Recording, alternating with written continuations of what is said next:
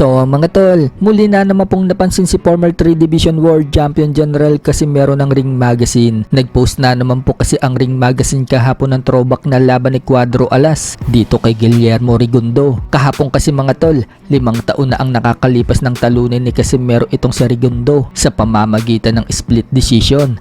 Nadepensahan nga po ni Casimero dyan ang nooy WBO Bantamweight World title na hawak niya. At katulad sa mga nagdaang post ng Ring Magazine tungkol kay Casimero, humakot na naman po yan ng maraming engagement. Sumukan nakikita po ng Ring Magazine na marami ang nagre-react pag si Casimero ang pinopost nila. Samantala, sulit na sulit nga po ang bakasyon ni Casimero kasama ang kanyang girlfriend. Kahit po kasi sa labas sila kumakain, ang sweet pa rin nila. Tumuka na naman po kasi itong si Casimero sa kasintahan niyang si Isabel. Sa kabilang banda naman mga tol, nakarating na po kagabi sa Japan si Alex Santissima Jr.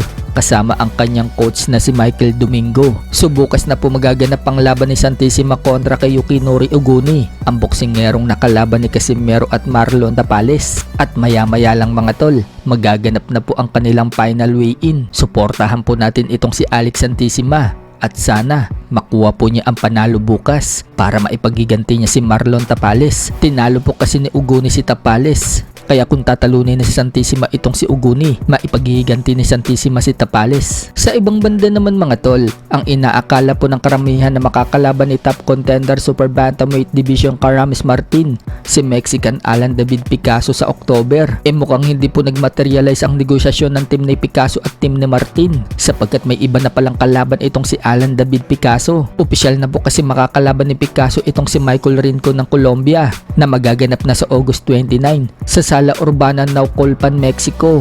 At sa featherweight division na po lalaban itong si Picasso at may titulo pong paglalabanan.